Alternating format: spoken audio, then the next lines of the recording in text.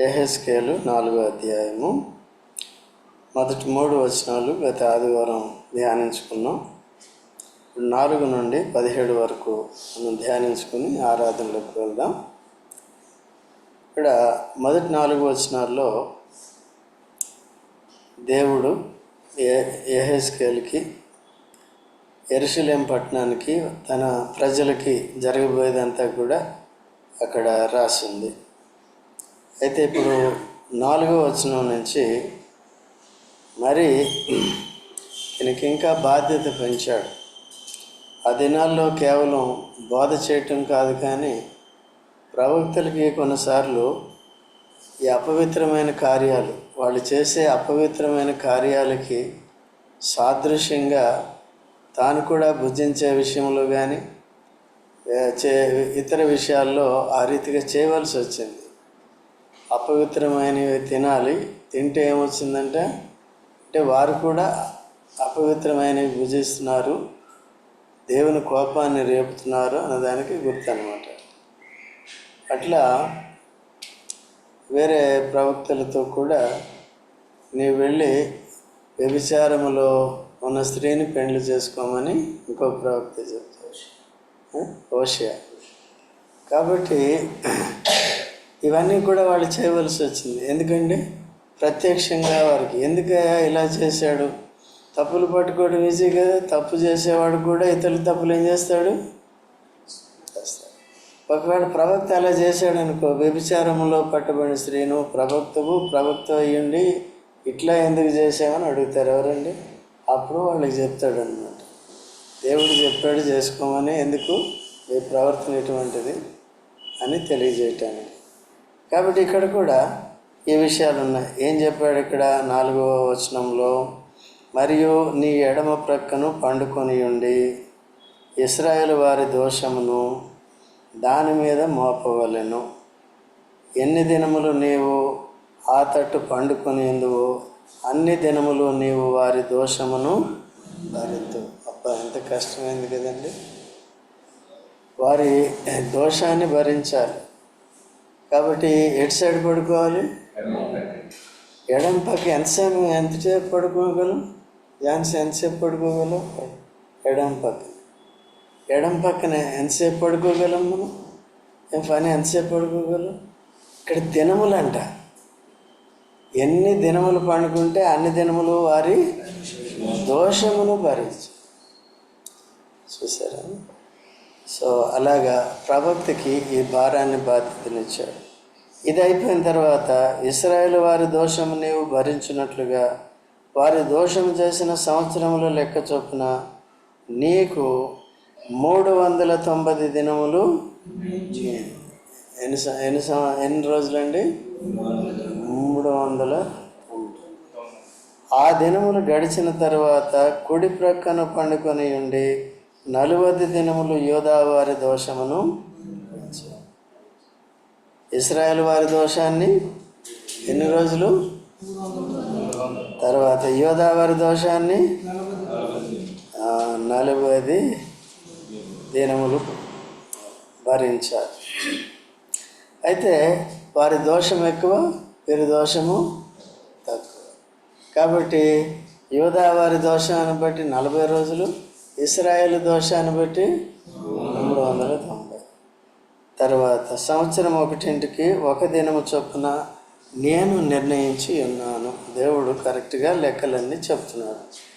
ఈలాగూ నీ ఉండగా యెరూషలేము ముట్టడి వేయబడినట్లు తేరి చూచుచు చొక్కాయిని తీసివేసిన బాహు చాపి దానిని గూర్చి ప్రకటింపారు. ఏంటండి? తర్వాత ఏం చేయాలంట? చొక్కాయిని తీసేసి నీవు చూస్తుండగా యెరూషలేము ముట్టడి అగునట్లు చొక్కాయిని తీసేసి ప్రకటింపారు. ముట్టడి చేయబడుతుంది యెరూషలేము నివాసులారా, ముట్టడి చేయబడుతుంది. దేని బట్టి? నీ దోషమును బట్టి అని ప్రకటన చేయాలి. పట్టణము ముట్టడి వేయబడినట్లుండి నుండు దినములు నీవు రెండవ పక్కన తిరగక అదే పాటున ఉండినట్లు నిన్ను కట్లతో బంధింతును. మరియు నీవు అదండి కాబట్టి ఇక్కడ యెరూషలేము ముట్టడి వేయబడటానికి యెహెజ్కేలు 4:4 నుండి ఎలా చూస్తా తీసేమా యెరూషలేము 4 ఎంత యెరూషలేము ఎంత యెహెజ్కేలు 4:4 నుండి 17 వరకు. కాబట్టి ఇక్కడ ఈ ముట్టడి వేయబడుతుంది మీ దోషమును బట్టి అని ఇక్కడ ఏం చేస్తున్నాడంటే ప్రవక్త చూడండి, తాను బట్టలు కూడా తీసేసి ఏం చేయాలి, ఆ విధంగా ప్రకటించాలి. ఇది ఒక వింతైన ప్రకటన.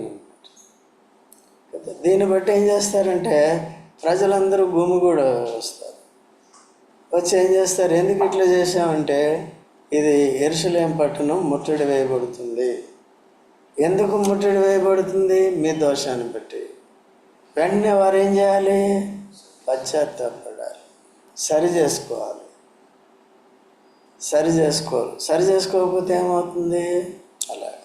అయితే ఇక్కడ చివరికి ఆఖరి రోజుల్లో యేసు ప్రభు ఈ లోకానికి వచ్చినప్పుడు బైబిల్ ఏం చెప్తుందంటే, రోమీయులకు రాసిన పత్రిక 3వ అధ్యాయము 11వ వచనంలో చదవండి దయచేసి. రోమీయులకు రాసిన పత్రిక 3వ అధ్యాయము 11వ వచనం. నీతిమంతుడు లేడు, ఒక్కడునూ లేడు, గ్రహించువాడొకడునూ లేడు, వెతుకువాడెవడును లేడు, అందరూ త్రోవ తప్పి పనికి మాలిన వారైరి. ఎవరికి పనికి మాలిన వారు? దేవునికి. ఎందుకు పనికి మాలిన వారు? త్రోవ తప్పారు. ఏ త్రోవ తప్పారు? నీతి మార్గాన్ని తప్పారు, దేవుని మార్గాన్ని తప్పారు, సొంత మార్గాల్లోకి వెళ్ళిపోయారు, దోష మార్గాల్లోకి వెళ్ళిపోయారు కదా. దేవుని కోపానికి గురవుతూ వచ్చారు, శాపాన్ని తెచ్చుకున్నారు. నీతిమంతులు అంటే ఎవరంటే నిజ దేవుని ఎరిగిన వారు, ఆ దేవుని ఆధారం చేసుకుని జీవించేవారు అన్నమాట. మనం కూడా ఇప్పుడు పాపులం కదా, ఏ భేదం లేదు, మనం ఎవరు అండి? పాపులు. పాపి నీతిమంతుడు కావాలంటే ఏం చేయాలి? యేసుక్రీస్తు ప్రభువే మనల్ని నీతిమంతులుగా చేయగలరు. మన దోష శిక్ష అంతా కూడా యేసు ప్రభు తానే సిలువలో భరించినాడు కనుక యేసుక్రీస్తు ప్రభుని మన రక్షకుడిగా అంగీకరించినప్పుడు, మన ప్రభువుగా మనం అంగీకరించినప్పుడు, పాపాలు ఒప్పుకున్నప్పుడు క్షమించి మనల్ని నీతిమంతులుగా తీర్చాడు. ఇదేంటంటే విశ్వాసముతో చేయాలి. నేను దోషిని అని నమ్మాలి ఫస్ట్. నీకు నాకు పాప క్షమాపణ కావాలంటే ఫస్ట్ మనం ఏమనగా నన్ను ఎరగా, నేనెవరిని? దోషిని, నేను దుర్నీతి పరుణ్ణి లేక అనీతి పరుణ్ణి, నేను నీతిమంతుడను కాను. ఎవరిని? నేను పాపిని. అయితే యేసుక్రీస్తు ప్రభు ఏం చేశాడు? నా దోష శిక్ష, నా పాపపు శిక్ష సెలవులో యేసు ప్రభు భరించాడని అన్నాను. భరించాడా లేదా? రక్తము కార్చెను, రక్తం అంతా కార్చాడు, చనిపోయాడు, శరీరం చనిపోయింది, ఆత్మ దేవుని దగ్గరికి వెళ్ళిపోయింది. ఆత్మను ఏం చేశాడండి? ఆత్మకి చావు అనేది లేదు. శరీరం చచ్చిపోతే ఆత్మ బయటకు వస్తుంది, ఆత్మ నిరంతరం ఉంటుంది. ఇది పరదైస్కి వెళ్ళిపోయాడు. తర్వాత చనిపోయి సమాధి చేయబడ్డాడు, శరీరం సమాధి చేయబడింది. 3వ రోజున ఏమైంది? అక్షయమైన దేహంతో లేచిపోయాడు, పరలోకపు దేహంతో, హెవెన్లీ బాడీ అని. యేసుప్రభు లోకానికి వచ్చినప్పుడు ఎట్లా వచ్చాడు? అర్త్లీ బాడీతో వచ్చాడు, మట్టి శరీరంతో వచ్చాడు, బలహీనమైన శరీరంతో వచ్చాడు. చనిపోయి తిరిగి లేచిన తర్వాత ఎట్లా లేచాడు? మహిమ దేహంతో తిరిగి లేచి పరలోకానికి, అదే మార్గాన్ని మనకు చూపించాడు అన్నమాట. ఇప్పుడు యేసుక్రీస్తు ప్రభు నా దోష శిక్ష సెలవులో భరించినాడని మనం నమ్మి మన పాపాలు ఒప్పుకుంటే, యేసుని రక్షకుడిగా ప్రభువుగా అంగీకరిస్తే పాపాలు క్షమించి మనల్ని ఏం చేస్తాడు? నీతిమంతులు అంటే ఎవరు? నిజ రక్షకుడిని యేసు ప్రభుని అంగీకరించి పాప క్షమాపణ పొందినవారు. నేను పాపని, పాపాలు క్షమించబడ్డా, ఇప్పుడు ఏమైపోయాను? నేను దొంగని, కానీ నా దొంగతనాన్ని క్షమించారు. నేను ఇప్పుడు ఏమైపోయాను? దొరనైపోయాను. యేసు ప్రభుతో పాటు ఇద్దరు దొంగలు సిలువ వేయబడ్డారు. ఒక దొంగ చివరికి యేసు ప్రభుని అంగీకరించాడు, దేవుని రాజ్యాన్ని కోరుకున్నాడు, నిత్య జీవాన్ని కోరుకున్నాడు. యేసు ప్రభు ఏమన్నాడు? నీవు నాతో కూడా నీవు నాతో కూడా.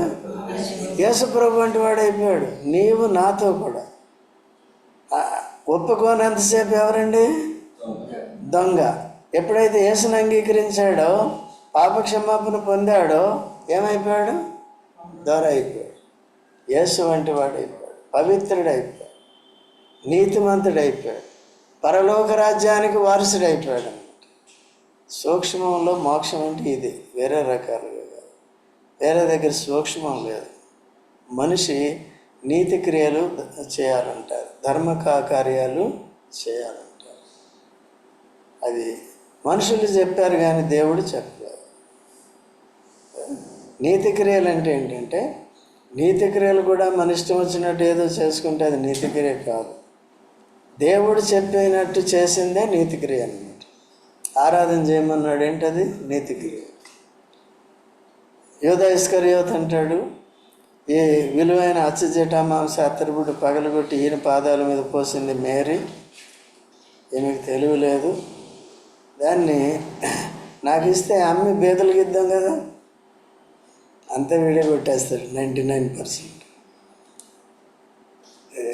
అయితే యేసు ప్రభు ఏమన్నాడు? దాన్ని యాక్సెప్ట్ చేశాడా? బేదలు ఎప్పుడు కూడా. మరి ఎంతమందికి నువ్వు ఇచ్చా? ఒక్క పైసాని ఇచ్చి ఉంటాడా? బీదల్ని ఎంతమందిని మనం తృప్తిగా పరచగలమండి? ప్రతి వారు కూడా దేవుని అడిగినప్పుడు దేవుడే మన పాడైపోయిన జీవితాలను కట్టాలి. ప్రతి వారు నిజ దేవుడిని ఎరిగి, నిజ రక్షకుడిని ఎరిగి ఆయన చేతిలోకి వచ్చి జాగ్రత్తగా నీతియుక్తమైన విలువలు ఆయన నేర్పిస్తాడు. ఆ విలువలు మనం పొందినప్పుడు పతనం అయిపోయినవన్నీ కూడా, మనం పాడు చేసుకున్న వాటన్నిటినీ కూడా బట్టి దాన్ని తిరిగి సరి చేస్తాం. అట్లా మనం అన్నిటినీ కూడా ఏం చేయాలి? ఇప్పుడు నీతిమంతులం కాబట్టి మనం సెటరేట్ చేసుకోవాలి కదండి. అక్రమాన్ని ఏం చేసుకోవాలి? క్రమపరచుకోవాలి. పాపపు జీవితం అక్రమమైంది. యేసు ప్రభువుని అంగీకరిస్తే ఏమైపోయింది? క్రమమైంది.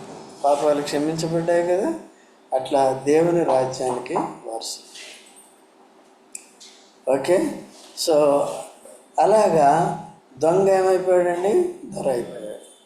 సో యేసు ప్రభువుతో తాను 3వ రోజునే చనిపోయి సమాధి చేయబడి తిరిగి లేచిన రోజునే, ఆ రోజు వరకు కాకుండా ఆత్మ యేసు ప్రభుతో కూడా ఎక్కడికి ప్రవేశించింది. సో మనల్ని అందరినీ కూడా యేసుక్రీస్తు ప్రభువులో దేవుడు అట్లా చేశాడు. అంతకుముందు యెరూషలేము ముట్టడి చేయబడుతుంది. ఈ దినాల్లో మనమే ముట్టడి చేయబడ్డాం. మన పాపాలను బట్టి, మన దోషాలను బట్టి ఎవరు మనల్ని ముట్టడించారు? సాతాను ముట్టడించారు, అపవాది ముట్టడించారు. ఆ చెర నుంచి యేసు ప్రభువుని అంగీకరించిన వెంటనే మనల్ని ఏం చేశాడు? విడిపించాడు అన్నమాట కదా. బానిసత్వపు కాడి నుంచి మనల్ని విడిపించాడు. చూడండి, గలతీయులకు రాసిన పత్రిక 5వ అధ్యాయము మొదటి 2 వచనాలు చదవండి. గలతీయులకు ఈ స్వాతంత్ర్యము అనుగ్రహించి, ఈ స్వాతంత్ర్యం మనకు అనుగ్రహించి క్రీస్తు మనల్ని స్వతంత్రులుగా చేసి అన్నాడు. కాబట్టి స్థిరముగా నిలిచి మరలా దాస్యమను కాడి కిందకి. ఇశ్రాయేల్ని కూడా ఒకప్పుడు ఏం చేశాడంటే ఐగుప్తు నుంచి కదా, బానిసత్వం నుంచి విడిపించాడు, బానిసత్వపు సంఖ్యల నుంచి విడిపించాడు, స్వతంత్రులుగా చేశాడు. మళ్ళీ వారు దేవుని యందు విశ్వాసం ఉంచకుండా దేవుడు వారి పక్షంగా చేసిన ఆశ్చర్యక్రియలను వెనువెంటనే మర్చిపోతూ తాత్కాలికంగా ఒక్కసారి ఆరాధించారు, తర్వాత మర్చిపోయారు. అందుకనే మనకు ప్రతి ఆదివారం ఎందుకు ఉంటుందంటే, ఎప్పుడు కూడా మనం కూడా మర్చిపోతాం. దేవుని ఆరాధించడం మర్చిపోతే, దేవుని భయాన్ని కోల్పోతే, విశ్వాసాన్ని కోల్పోతే మనం కూడా తిరిగి సాతానుడు ముట్టడిస్తాడు. సాతాను తన కాడి కిందకి తీసుకెళ్తాడు, బానిసత్వంలోకి తీసుకెళ్తాడు. బాధలు తప్ప, ఘనహీనత తప్ప, పాపం తప్ప వాడి ద్వారా మనకేమీ మానవుడు మానవ జీవితం ఎప్పుడు దేవునితో, నిజ దేవునితో కనెక్ట్ అయి ఉండాలి. కానీ సో దేనికంటే లోకంతో కానీ సాతానుతో కానీ దేనితో కూడా కనెక్ట్ అవ్వటానికి వీలు. అది బానిసత్వంతో కూడా. ఈ లోకంలో ఉన్న ప్రజలందరూ కూడా గ్రహించిన వారుగా ఉన్నారు. ఈ ఇశ్రాయేలు శాతం ఏం చేశారండి? అటు ఇశ్రాయేలీలు అధిక సంఖ్యలో వాళ్ళు ఎట్లా చేశారు, యూదులు తక్కువ సంఖ్యలో వాళ్ళు అట్లా చేశారు. మొత్తం వాళ్ళు వీళ్ళు కలిపి అందరూ కూడా ఏమయ్యారు? ముట్టడి చేయబడ్డారు. సో దీన్ని దేవుడు చక్కగా ఏం చేస్తున్నాడంటే వారికి ప్రకటించాలంటే ఈయనకి ఎంత శ్రమ చూడండి. 390 రోజులు ఎడమ వైపే పండుకుని ఉంటారు. నేను అనుకోవటం మనకి 3 నిమిషాలు చాలా కష్టం. 3 నిమిషాలు పడుకోవచ్చాను, మెత్తని పరుపు మీద నేల మీద పడుకో చూద్దాం. అనుకుంటావా? ఎడం సైడ్ 3 నిమిషాలు 30 నిమిషాలు పడుకోగలరా? అలాంటి పని ఎవరు చేయవలసి వస్తుంది? అలాంటి పని ప్రవక్త చేయవలసి వస్తుంది. నేటి దినాల్లో మనం కూడా, అందరూ కూడా, లోకం అంతా ఎవరి ముట్టడిలో ఉంది? సాతాను. విడుదల పొందాలంటే ఎవరు? యేసు. మనకిచ్చిన బాధ్యత ఏంటి? హాయిగా పండుకోవటం కాదు. మనం కూడా ఏం చేయాలి? ముట్టడిలో ఉన్నవారికి విడుదల కొరకై ప్రార్థన చేయాలి. వారి విడుదల కొరకై క్రీస్తుని ప్రకటించాలి. క్రీస్తుని ప్రకటించాలంటే శ్రమ కలుగుతుంది. ద్వేషించేవారు ఉంటారు, దూషించేవారు ఉంటారు. అయినప్పటికీ కూడా మనం ఆ ప్రవక్తలాగా ఏం చేయాలి? సిద్ధపడాలి. తద్వారా ఏమవుతుందంటే మన రక్షణ మనం కాపాడుకుంటాం. ఒకవేళ దేవుని యెడల భయభక్తులు కలిగి దేవుడు చెప్పిన క్రియలు మనం చేసినప్పుడు శ్రమలు వచ్చినా కష్టం వచ్చినా దేవుడు తోడుగా ఉంటాడు. శ్రమను శ్రమగా కాకుండా శ్రమను సంతోషంగా చేస్తాడు, చేయగలడు. షద్రకు మేషకు అబేద్నెగోని ఎక్కడేశారండి? అగ్నిగుండంలో వేస్తానన్నమాట. వెయ్యకుండానే వేస్తానని ఆ మాట ముందుగానే చెప్పినప్పుడు ఒక్కొక్కరికి ఎట్లా ఉంటుందండి? వారు దృఢమైన విశ్వాసం కలిగి ఉన్నారు కాబట్టి దేవుడు తప్పకుండా మమ్మల్ని ఏం చేస్తాడు? రక్షించుటకు సమర్థుడు.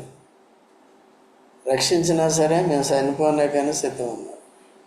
అదే పేతురు అన్నాడు, యేసు ప్రభువా, నీతో నేను చెరసాల్లోకి, నీ కొరకు నేను మరణానికి కూడా రెడీ అన్నాడు. ఓ అంత గొప్పవాడువా? అయితే ఈ రాత్రి తెల్లవారుజామున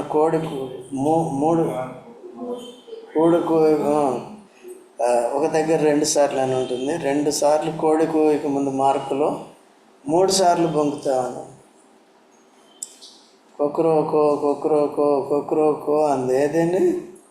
కొక్రోకో అంటే అర్థం ఏంటి? దేవుడు ఉన్నాడు రో అని కోడి అంటుంది. ఈయన ఏమంటున్నాడు? యేసుప్రభు దేవుడు లేడురో. మరి అలాంటి వాళ్ళైతే యెహెజ్కేలుని ఎందుకు ఏర్పాటు చేసుకున్నాడు? అక్కడ పేతుని పెట్టుంటే ఏమయ్యేది? నిన్ను నన్ను పెడితే ఏమయ్యేది? దేవుని క్రియలంటే అంత నిర్లక్ష్యం ఉంటుంది. దానికి గొప్ప బహుమానం కలుగుతుంది, గొప్ప ప్రతిఫలం కలుగుతుంది. అదే గొప్ప ధన్యత. అర్థమైందండి? అందుకనే మోషే సైతం ఎటువంటి డెసిషన్ తీసుకున్నాడు? ఐగుప్తులో సుఖంగా శరీర జీవితం జీవించవచ్చు, ఘనత గౌరవాలతో రాకుమారుడిగా, వాటన్నీ వదిలేసి దేవుని ప్రజలతో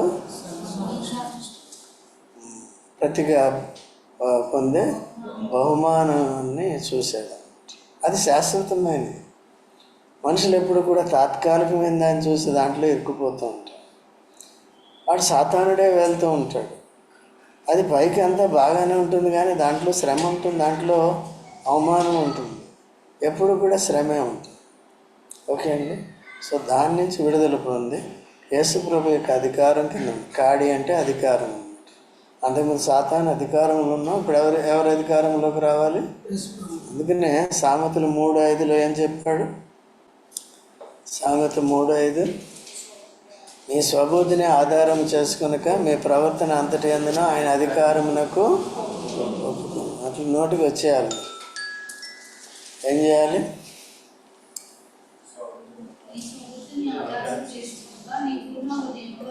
ఎవరి స్వబుద్ధిని?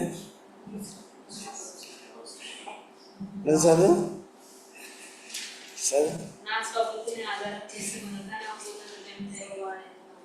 నమ్మిక ఉంచుతావా? మరి మనిషికి అలవాటు అయింది ఏంటండి? స్వబుద్ధి. స్వబుద్ధి ఎప్పుడు ఎక్కడికి తీసుకెళ్తుంది? సాతాను అధికారాన్ని నీకు తీసుకెళ్తుంది.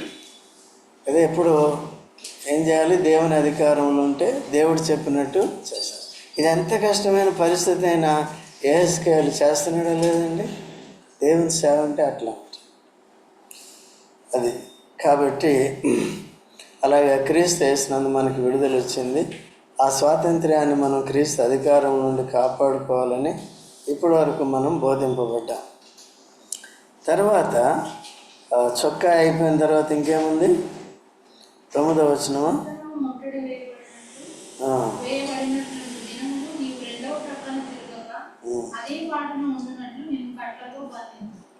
అదే పాట. అబ్బా ఎంత కష్టం అండి!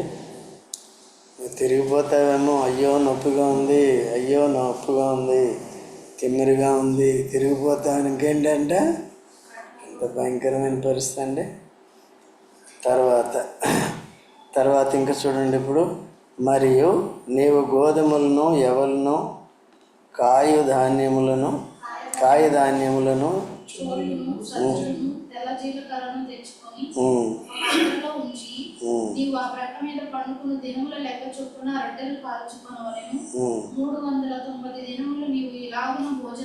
చేయవలెను.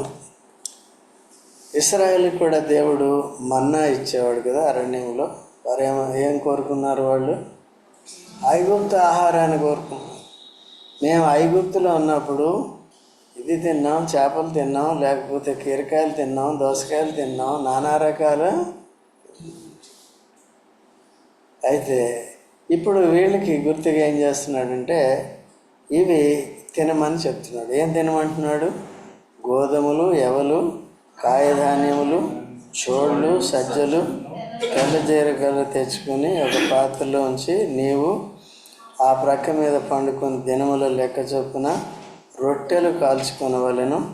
390 సేచు రావలెను. నీవు తూనిక ప్రకారము అనగా దినం 1ంటికి 20 తులముల ఎత్తు చొప్పున భుజింపవలను. వేళ అంటే పూటకి అని. ఒకవేళ మార్నింగ్ ఈవినింగ్ అంటే మార్నింగ్ ఈవినింగ్, అలాగే రోజు ఏం చేయాలి? తినాలి. నీళ్ళు కొల ప్రకారము అరపడి తాగవలన. అరపడి అంటే ఒక లిమిట్ ఇచ్చి అంతే తాగవలను. అన్నీ లిమిట్. ప్రతిదినము తాగవలను, వేళకు త్రాగవలను. ఎవల అప్పములు చేసి వారు చూచుచుండగా దానిని మనుష్య మలముతో కాల్చి. ఎంత భయంకరమైందండి! అయితే ఏమంటాడు ఇక్కడ?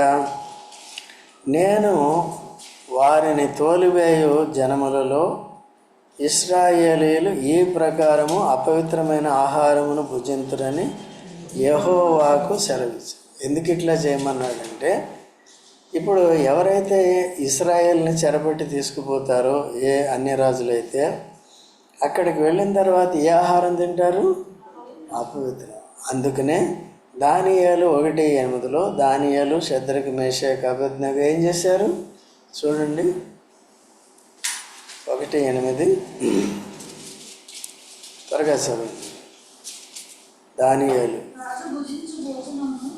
రాజు భుజించు భోజనమును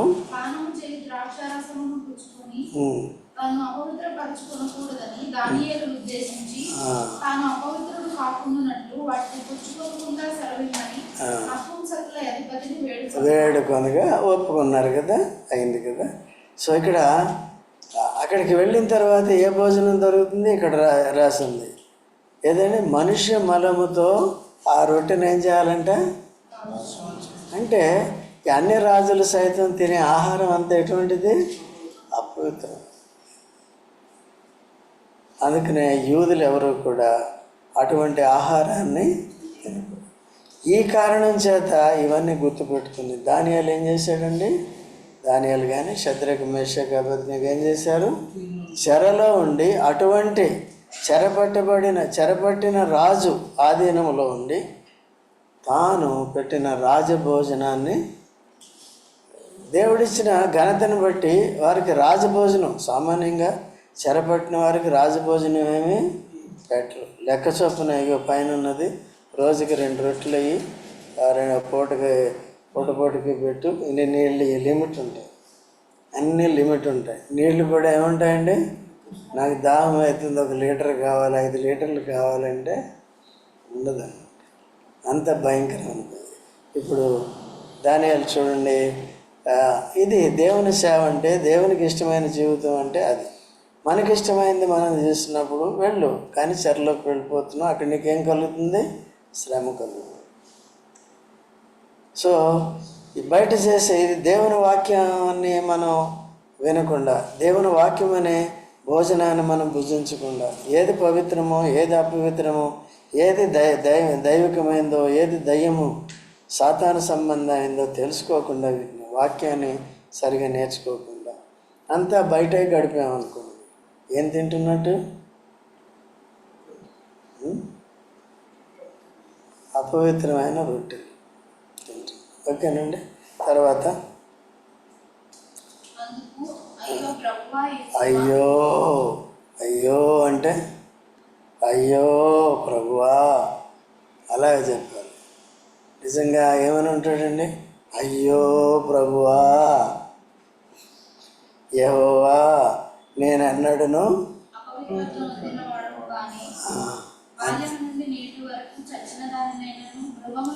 అయితే ఇక్కడ ఏంటంటే అపవిత్రులైన ఇశ్రాయేలుతో ప్రవక్తని ఐడెంటిఫై చేస్తున్నాడు అన్నమాట.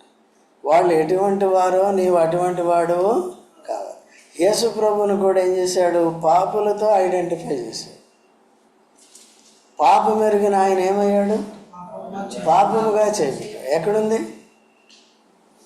ఎక్కడుంది? పాపం ఎరిగిన ఆయన మన కొరకు పాపముగా చేయమన్నాడు. రాజశ్రామ్ గారు ఎక్కడుంది బైబిల్లోనా? పేతురుగా కాదు, 2 కొరింథీ 5:21. 2 కొరింథీ 5:21. ఎందుకనగా ఆయన యందు యేసుక్రీస్తునందు దేవుని నీతి అగునట్లు పాపం మెరుగని ఆయన మన కొరకు ఏం చేయబడ్డాడు? మనము ఆయన నీతిలో పాలుభాగస్తులం కావాలంటే ముందుగా మనతో ఐడెంటిఫై అయ్యాడు. మనం ఎవరండి? పాపులతో పాపం మెరుగిన ఆయన పాపిగా చేయబడ్డాడు, పాపముగా చేయబడ్డాడు. మన పాపం అంతా ఆయన మీద వెళ్ళింది, ఆయన నీతి అంతా మన మీద విశ్వాసం ఉంచున్నాడు. అట్లా ఈ ప్రవక్త కూడా ఎవరితో ఐడెంటిఫై చేసుకోవాలి? అపవిత్రమైన ఆహారం తినేసి. వీళ్ళకి ఈ షద్రకు మేషకు అబేద్నెగో దానియేలుకు ఉన్నటువంటి నిష్ఠ, అటువంటి తీర్మానం వీళ్ళు ఎవరికి ఉండదు. వాళ్ళకి కావాల్సిందే భోజనం. దేవుడి నుంచి దూరంగా ఎందుకు వెళ్ళిపోతారంటే భోజనమే, మన ఇష్టం వచ్చింది తినొచ్చు.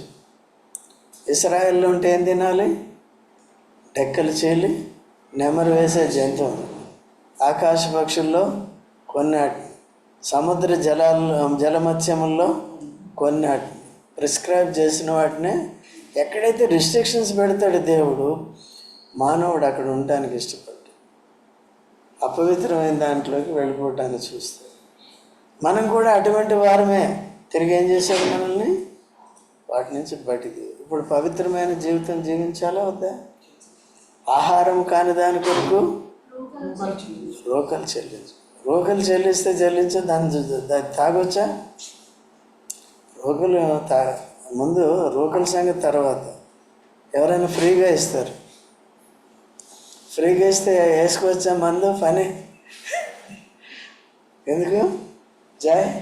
ఆహారం కాదు, ఇంకా పాడు చేస్తే. మొదటి ఫ్రీగా ఇస్తారు ఒక వారం, తర్వాత చూడు నీ సంగతి, నువ్వు బానిస అయిపోతుంది దానికి. అర్థమైందండి? అందుకనే చాలా జాగ్రత్తగా ప్రవక్తని ఇప్పుడు యేసుక్రీస్తు ఎట్లా మన పాపములు ఐడెంటిఫై అయ్యాడో ఇట్లా వారి పాపాలతో ఐడెంటిఫై అవ్వడానికి ఇంత కష్టము కదా. తర్వాత అమ్మా త్వరగా చదవండి.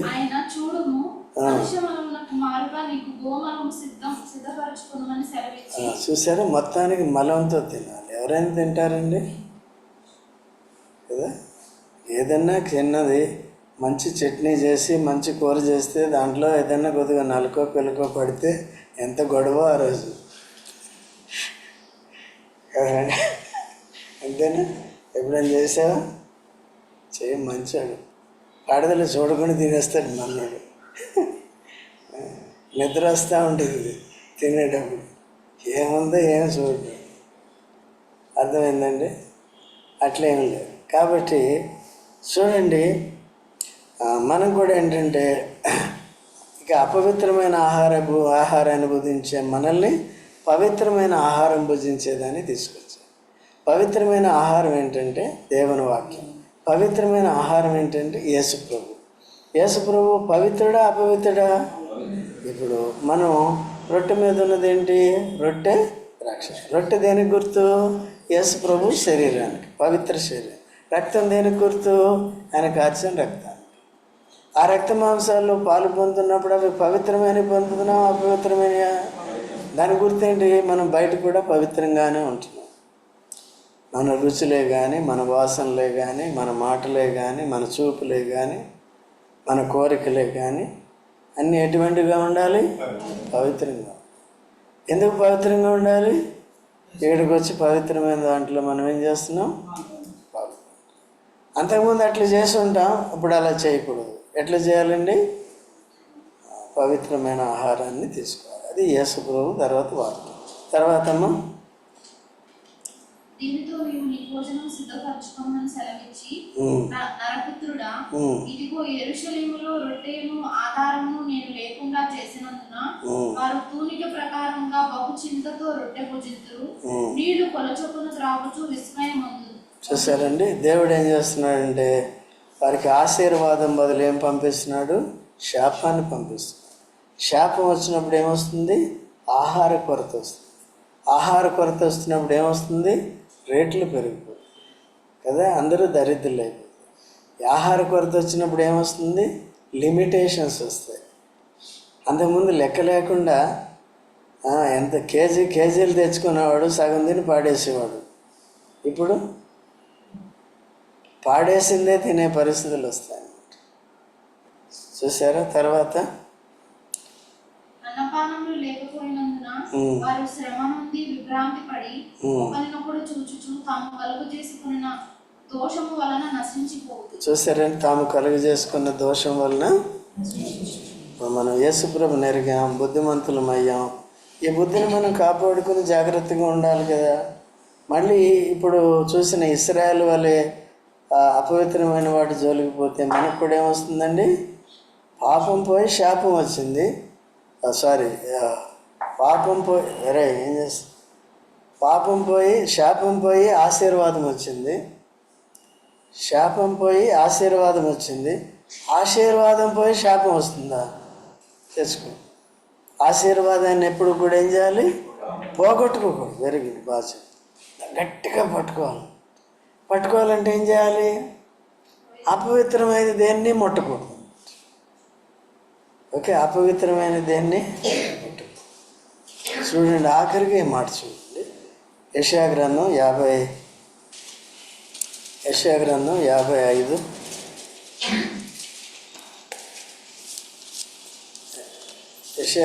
55 ఎన్నో వచ్చినమ్మా? 11. పోవుడి యెషయా గ్రంథం 55 చూడండి.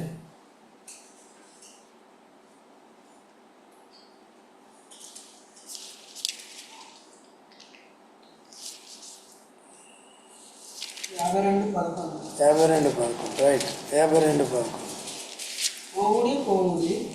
పౌడి అచ్చటి నుండి వెల్లుడి అపవిత్రమైన దేనిని ముట్టకుడి, దాని యుద్ధ నుండి తొలగిపోవుడి. ఏం చేయాలంటండి? పోవుడి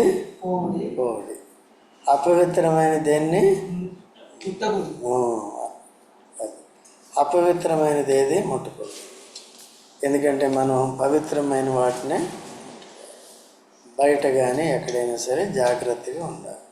దానియేలు, శద్రకు, మెషకు వంటి అటువంటి తీర్మానం మనం కూడా దృఢ నిశ్చయమును కలిగి ఉండాలి. ఈ లోకంలో కొంతకాలమే మనకు శ్రమ కలుగుతుంది, కొన్ని రోజులు ఉంటాము, శాశ్వత కాలం ప్రభుతో ఉండాలి. ఈ లోకంలో అపవిత్రమైన వాటిని కోరుకుంటే శాశ్వత కాలము నరకయాతన పడాలి. అది ఊహించేనే కష్టం. సో అందుకనే జాగ్రత్త పడి మనం ప్రభుని హత్తుకుని పవిత్రంగా నీతిమంతులుగా ఉన్నాం. దేవుడు మనందరికీ సహాయపడుగాక. ఆరాధన చేసుకుందాం.